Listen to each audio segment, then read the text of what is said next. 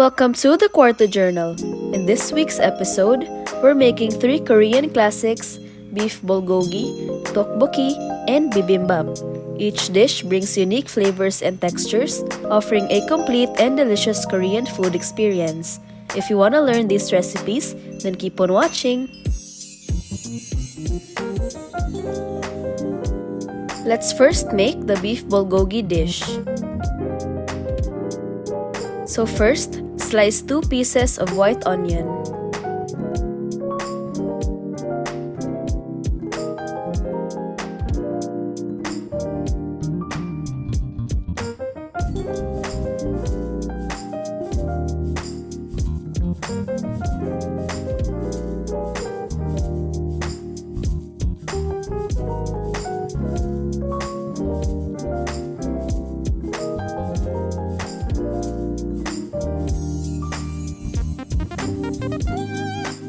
Then also slice 2 pieces of spring onion and set it aside.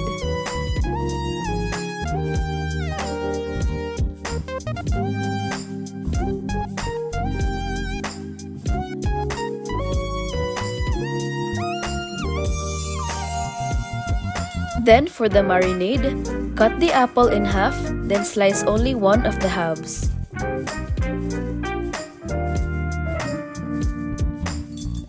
Make sure to peel the skin off.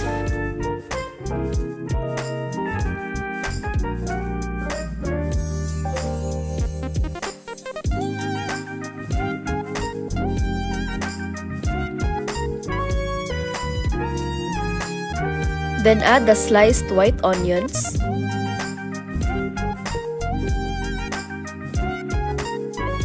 five cloves of garlic,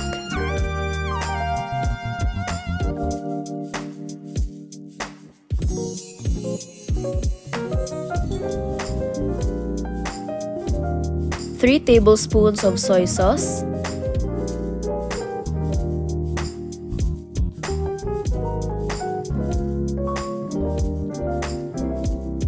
one tablespoon of Japanese sweet sauce or Mirin,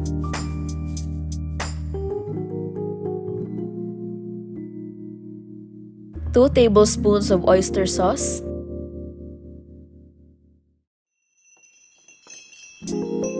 and 1 tablespoon of sesame oil.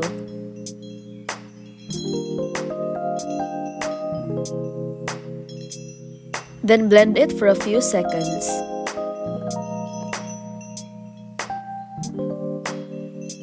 You can adjust the sauce by adding 2 teaspoons of sugar or more, depending on your preference.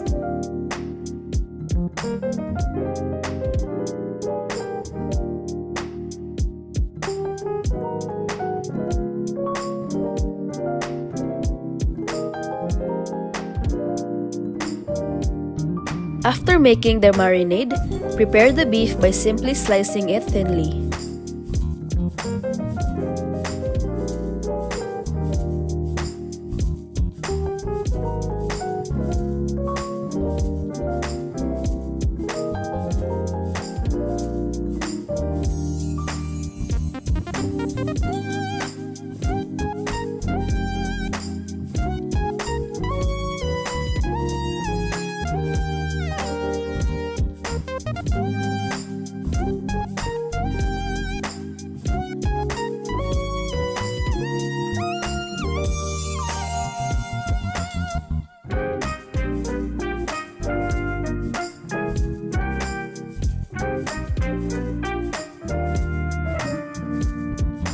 Then just add the marinade and the sliced onions and spring onions from earlier.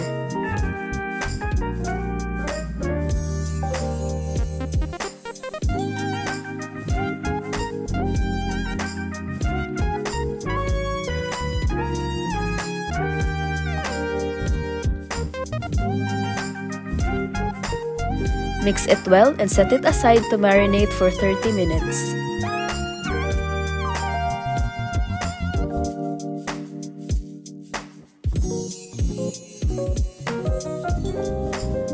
After a few minutes, you can start cooking. So, in a pan, add oil, then add the sliced white onion,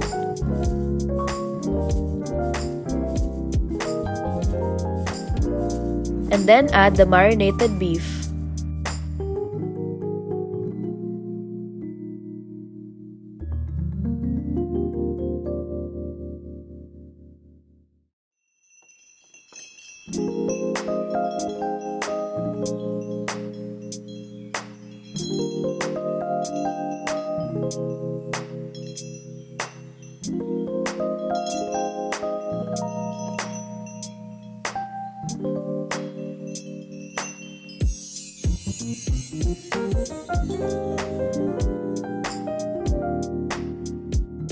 When it's done cooking, you can serve it hot with rice and sprinkle with sesame seed and finely chopped spring onions.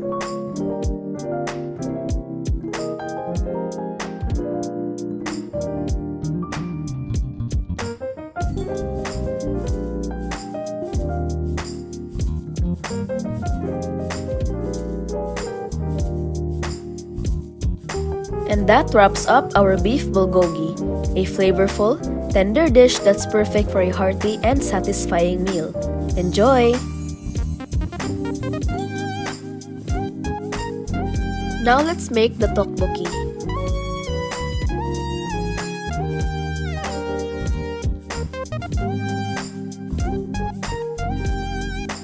In a pot, pour the water and add dashi powder,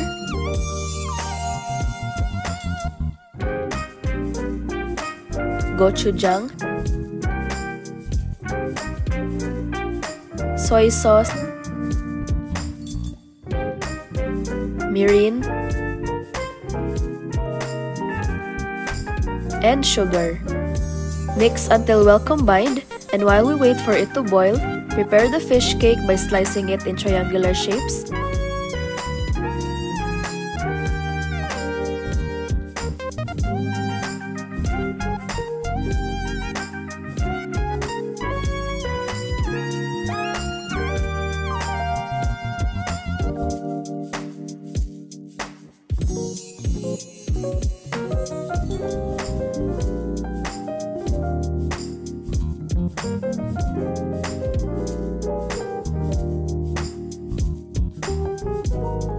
And also prep the rice cakes.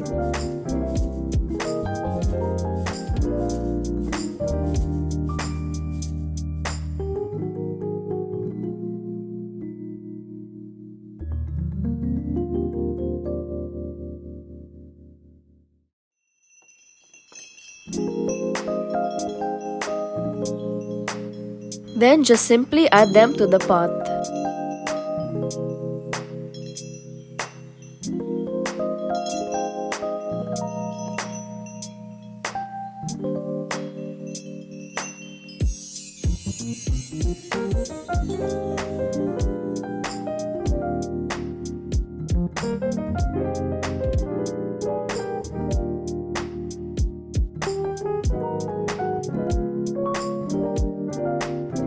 We also added 2 boiled eggs.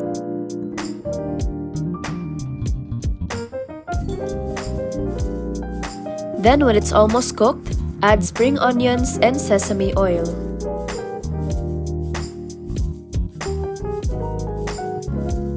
And there you have it! Serve it in a bowl and sprinkle sesame seeds on top.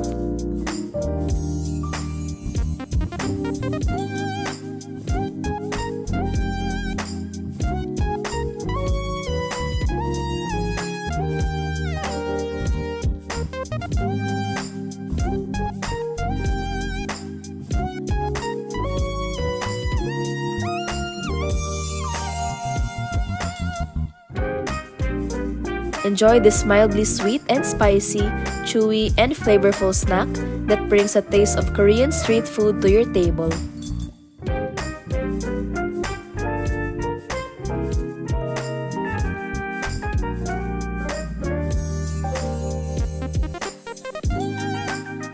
Now let's make the final dish, which is bibimbap. So let's prep the vegetables that needs to be blanched. So start by blanching the bean sprouts.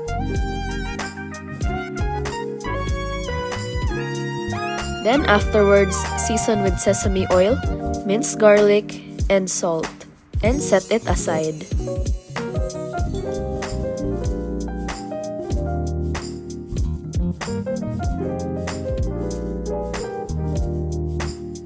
Also do the same thing with the spinach.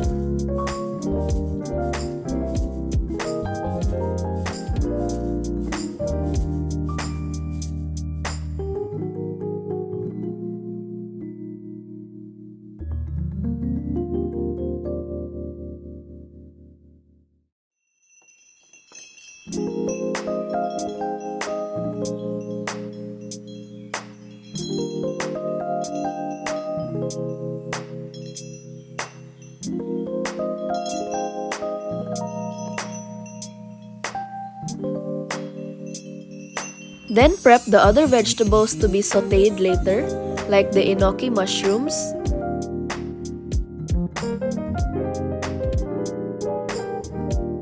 sliced shiitake mushrooms,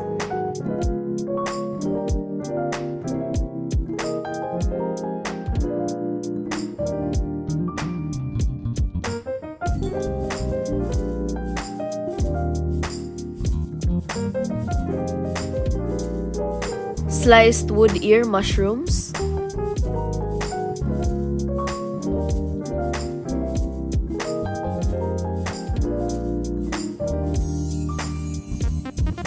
julienned carrots,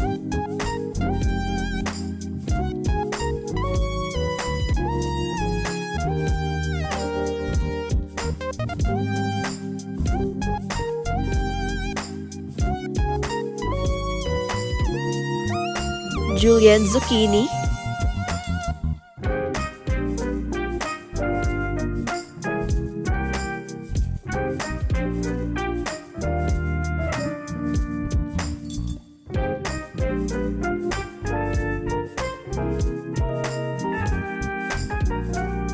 and julienne fresh cucumber.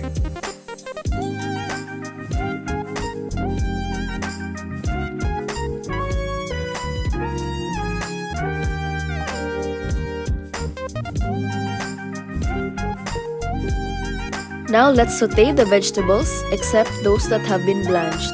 So in a pan, add a little oil, minced garlic, and the zucchini.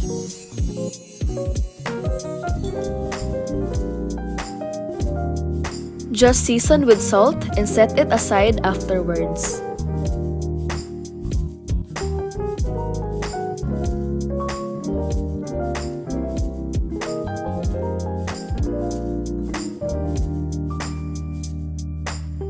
And do the same thing with the other vegetables.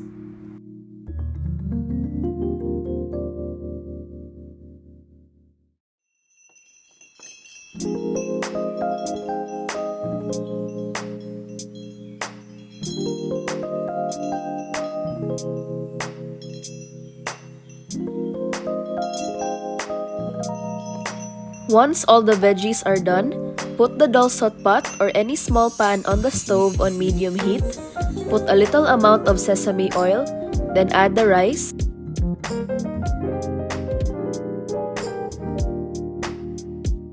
And arrange the vegetables on top of the rice.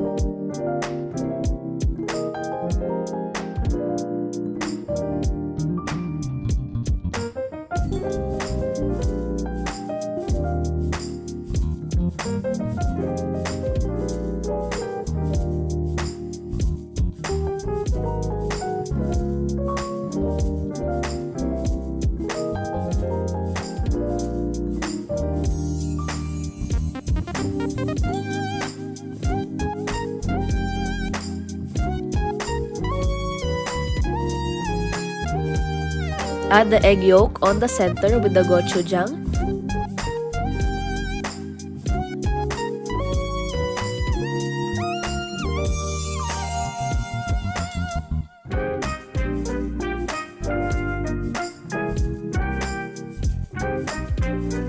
Cover until you hear the sizzling sound and serve it hot.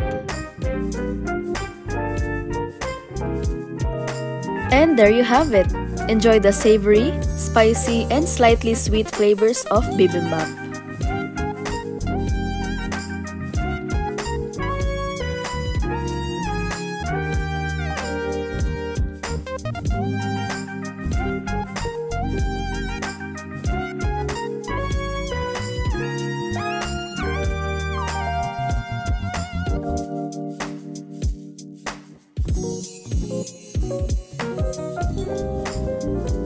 And this concludes our 34th episode. Hope you enjoyed the video for this week, and don't forget to like and subscribe for more tasty adventures. And we'll see you in the next episode. Bye!